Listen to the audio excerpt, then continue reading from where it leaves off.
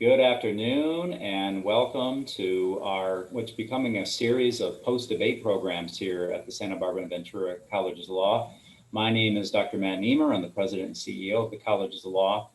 And in the weeks leading up to the November the 3rd election, we held 3 debate programs. The first one was on Proposition 25. We, 2 weeks later, had a program on Proposition 16 and then finished the series on Proposition 22. It's been 2 weeks since the election. We know the results of all of those ballot propositions. And what we're going to do today is just talk about kind of a post-game analysis of what happened, this one in particular on Proposition 25. Joining me for this conversation is John Bauters. He's joining us from the California for Safety and Justice. He's a former defense attorney who worked on SB 10, which was the original bill behind the end of use of cash bail. John, welcome. Thanks for joining us. Good to have you back. Thanks for having me back, Matt. Before we get into it, your analysis, just for our viewers, there was a lot of ballot provisions this cycle. Proposition 25 was one of many. Just talk us through, what was it all about? Proposition 25 was the only referendum on the ballot, and Proposition 25 was about Senate Bill 10, which was passed by the legislature and signed by Governor Brown in 2018, which, if it had been upheld by the voters, would have eliminated the cash bail system here in California and replaced it with a risk-based system for determining eligibility for pretrial release. And you argued in our debate, can you talk about what positions, what was the yes vote mean and what did the no vote mean? Yes on 25 meant to uphold Senate Bill 10 and implement it, have it take effect and become the law of California. And a no vote would have meant to say that the law that the legislature had passed should be invalidated and rescinded.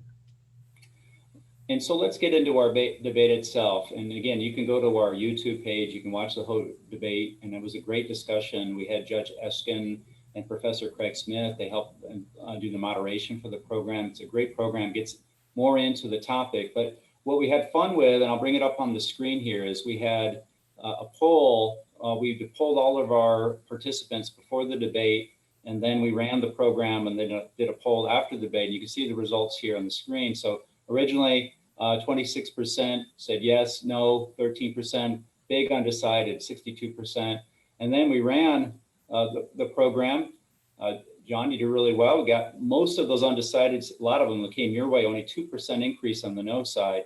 So you certainly came out ahead on the program, but didn't come out ahead on the results themselves. I'm looking at, these were numbers earlier today, about 7.1 million votes for the yes side of Proposition 25, 43.6%.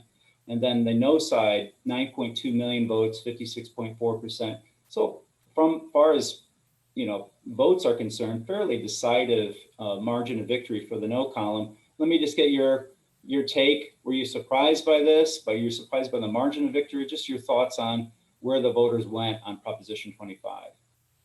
Yeah, no, I'm not generally surprised. I'm disappointed, probably is the better word. But the bail industry raised and spent over $10 million on a campaign that was largely designed to confuse voters. And they succeeded doing that. We know from having been part of about a half dozen ballot measures, both in California and in other states over the past 5 to 10 years, that there's a very specific formula that you need to kind of create in order to be successful at the ballot. And there were a lot of different obstacles present with Proposition 25 that made helping educate and directly get through to the voters very challenging in this election cycle. And with the posturing of it as a referendum, which I can go into further if you'd like, it made passage difficult. So we knew we had a uphill battle to begin with, but we also know that when we reach voters directly, voters understand the issue, and as indicated by the results, I think, from the night we had our debate here, but we're not generally surprised by the outcome. Disappointed is probably a better word. Well, build on that. It can be confusing. What does a yes vote mean? What does a no vote mean? It gets into that education, and often one side that has resources I got a ton of these in the mail, the mailers, and it was a constant parade of television advertisement. It is, especially when you're trying to educate and explain what a proposition is all about, when you are overspent by one side over another, it certainly makes a difference. Is that what you saw with Proposition 25? Yeah, so I'd say there was a series of factors that led to the challenges we had, and ultimately, I think, confused voters, which was a successful tactic by the bail industry in this election cycle. So the first thing to remember is it's a referendum. It's called Proposition 25, so it has a title similar to all the other items on the ballot, but it's different from all the other items on the ballot because this was actually a law that had been passed, and so the proponents are actually the people seeking to overturn the law, whereas in a normal ballot measure, the proponents who are wanting your yes vote are actually the people seeking to put the thing on the ballot. So in this case, they're actually the the proponents are the no side of the matter. The other thing is that state law puts referendums at the end of the ballot. So they're the last number on the ballot. And there's actually a lot of evidence about voter fatigue and how often voters, what they pay attention to is earlier in the ballot than it is later in the ballot. So you have a couple things going against you if you're responding as we were to a referendum. One, you have the burden of being the yes, like we should do this. Second, you have lower voter attention when they come to their ballot books. The next thing is that there was over $500 million spent on ballot measures in California this year at the state ballot. Just think, for example, Proposition 22 had over $225 million spent on it. Propositions 16 and 21 and 15 all had considerable amount of money. And what that did was that actually created this very highly saturated information space where voters, and you were trying to help fetter that out, right? As many people were like, let's have these in-depth discussions, but voters were just inundated with information, television ads on repeat, mail coming every day. And one of the things that's really, really hard to do when you're in the position of a yes campaign, and if you look back at how many of the ballot measures succeeded, you'll see that there were more no outcomes than yes outcomes. It's much easier to cast doubt or to create a basis for which people would vote no than it is to actually convince people to vote yes. And so in a campaign cycle where there is so much money being spent and so much media, it's very hard to get people's attention to something as nuanced as how the cash bail system works. And so we found that that was the case with 3 or 4 other measures that were outspending at record margins anything we've ever seen in election history.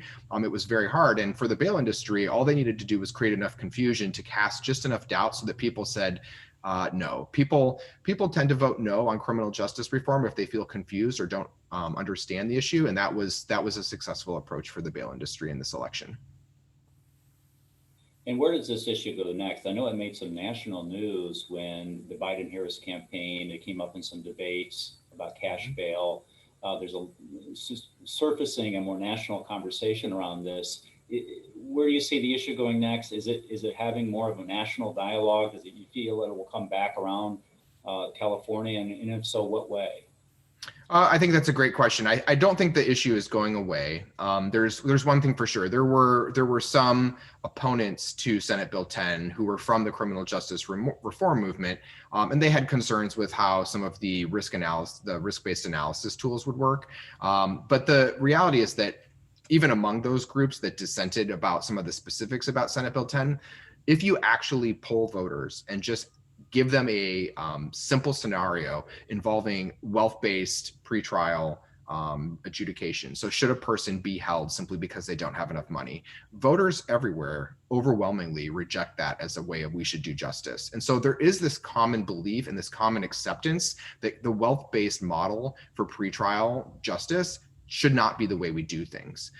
The challenge is in helping craft a creative narrative that folks can get behind and a system that has political support to actually make that change and transition away from that system. And the system is kind of held in place partly by these moneyed interests, because if you notice, you did not see a bail agent anywhere in the campaign for no. They were more than happy to fall back into the shadows and allow there to be this kind of tangential dialogue between traditional partners and advocates in the criminal justice reform space and hide behind things like racial justice and civil rights, things that they really don't care about and that they've never been invested in. They were happy to let those be things that help create and sow that confusion so that people who are generally in the same mindset of, oh, wealth-based system is not the way to go, then become confused about, well, is this alternative the right thing or not? And that was enough for them to pull out this victory. But there is a consensus that the current system is a failed model. It doesn't actually deliver justice to our communities. It has disproportionately harmful racial and ethnic impacts on communities of color and low-income communities, and it needs to be replaced. I think the challenge is that in the wake of a outcome like we had on Proposition 25, I think it creates the political challenge, which is why would legislators pick this up and try this again if they can't necessarily distill why voters voted no, right? So I do think there's going to be some of that lingering here, but I am hopeful, to your point about the incoming presidential administration and their commitment to addressing and ending the use of cash bail in the justice system. I am hopeful that that will lead to a renewed national dialogue and that there can be a refocusing of how do we do this justly. And last question, I'll put you on the spot with this one. Sure. We all know that California is unique. It's another example of a legislative process advancing, and this item was discussed at length through our state assembly. Mm-hmm. It was passed, so this was a referendum on that. And here comes the California ballot provisions, and we go in another direction. Happened as well with one of our other items that we discussed as part of our series, Proposition 22. Again, legislative process related to the gig economy. Prop 22 comes around and we go in another direction. But just in general, what are your thoughts on how unique it is here in California? Educate our audience, and just thoughts. Do you think it's a functional way of doing this? That's an excellent question. I think there's major challenges with the proposition system in California. I've practiced law in other states where not everything can just be put on the ballot the way it is here. There's benefits to that, right? The public can access the ballot more freely. But when the public on one hand says they want the legislature to, quote, do their jobs and Sacramento needs to do more things, and then they do, as with AB 5, as with Senate Bill 10, and then the public rejects those things at the ballot, you kind of have this like, well, what's the problem kind of question. Is it that there's just so much money in the system? And I would argue that money in the ballot process, the sheer amount of money that Uber and Lyft and DoorDash and Caviar and Instacart, like that they spent on Proposition 22, right? That the Realtors Association spent on Proposition 21. Like you can look at how these very wealthy lobbied interests in Sacramento both keep the legislature from doing the things that they would normally do in the legislative process. But even when advocates can eke out a legislative win, as they did with AB 5 and SB 10, the voters rejected it. And so you have this kind of quandary of like, well, do you want the legislature to actually enact meaningful reform or not? And I think that the problem comes back to the very first question you asked me, which is, well, how do I feel and why did it happen? And I said I wasn't surprised. And that's because money has been destroying the political discourse for a long time. And wealthy interests that have access to greater resources can write whatever narrative they want and skew the political discourse into a direction that helps them generate the outcome they need, whether that be in the halls of Sacramento or at the ballot box with voters. And so I do think that there is a need to remove money, not just from the cash, not just from the bail system and pretrial justice, but I actually believe that we need to put limits on the ability to spend money in the ballot measure and ballot making process, because it's leading to disproportionate and inequitable outcomes for Californians. We'll make that the last word. Just a programming note, Robin Steinberg, who argued against Proposition 25, she's going to be joining us in a later program, so we'll have both perspectives presented. But John Bauters, thank you for first joining us on debate night earlier this fall, and thank you for coming back and sharing your views. Love to have you back in the future. Thanks, Matt, and congratulations, Robin, and I look forward to seeing what everyone proposes as the next step forward. Take care. Thank you, and good night, everybody.